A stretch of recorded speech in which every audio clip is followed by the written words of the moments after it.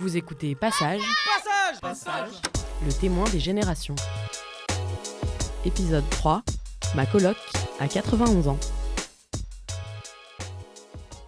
Nous sommes à Paris, dans un grand appartement du 14e arrondissement. Devant une immense bibliothèque débordante d'ouvrages, deux femmes nous reçoivent.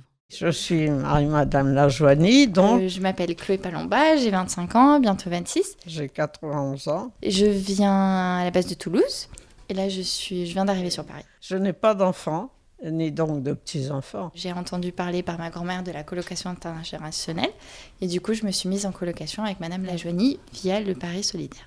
Chloé s'engage à faire les courses de Marie-Madeleine en échange d'un loyer modéré. C'est le contrat passé avec l'association. Au-delà de cet aspect matériel, il a fallu inventer une vie à deux.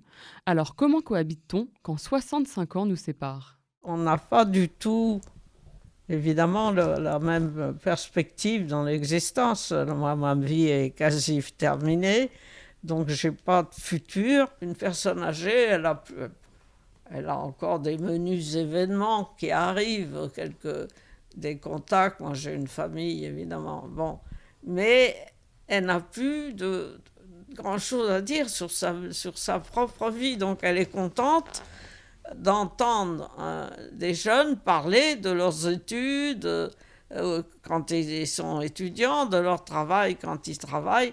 Je trouve ça normal pour moi d'aider les personnes qui en ont besoin. Enfin, je me mets à leur place, je me dis le jour où j'ai 91 ans, si je suis toute seule et encore de ce monde, j'espère, mais 91 ans c'est déjà un super âge aussi.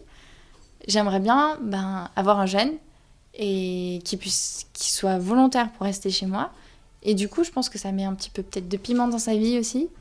L'idée d'avoir une présence d'un jeune ou d'une jeune était pour moi importante parce que je suis seule, j'ai un grand appartement.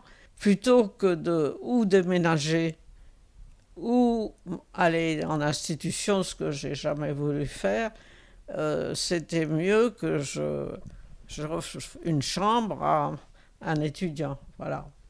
Chloé, surtout maintenant qu'elle n'a plus de télétravail, elle est tout le temps partie.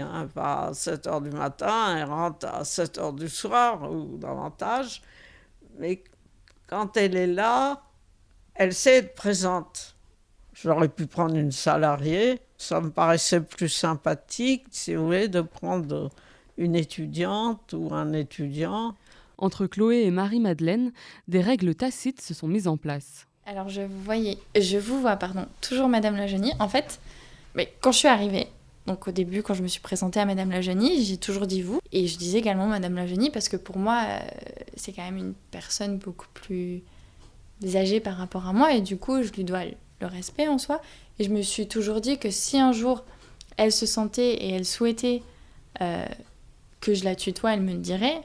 Je me sens plus à l'aise en fait. Vous voyez Madame Lajoigny, et c'est pas parce que on n'a pas de lien ni rien, c'est juste que, je sais pas, pour moi ça a toujours été comme ça et en fait c'est toujours resté comme ça. Ça veut pas dire qu'elle ne sort jamais le soir ni en week-end, mais ça ne fait pas partie du modus vivendi de l'intergénération. Il y a quand même une obligation, je dirais, presque morale, de présence et d'échange.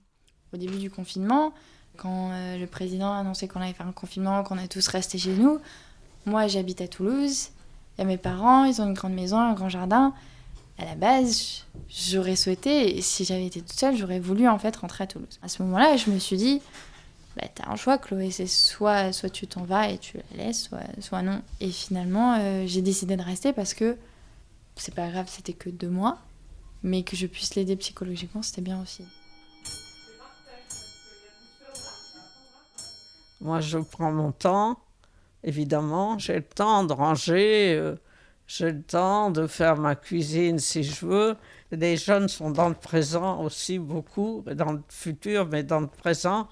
Ils vont très vite, mais ça retentit sur la vie quotidienne.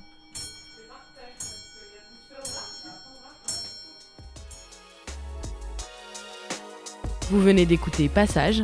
Ce podcast a été réalisé par Martin Faure, Mathilde Brunière et Robin Legrand.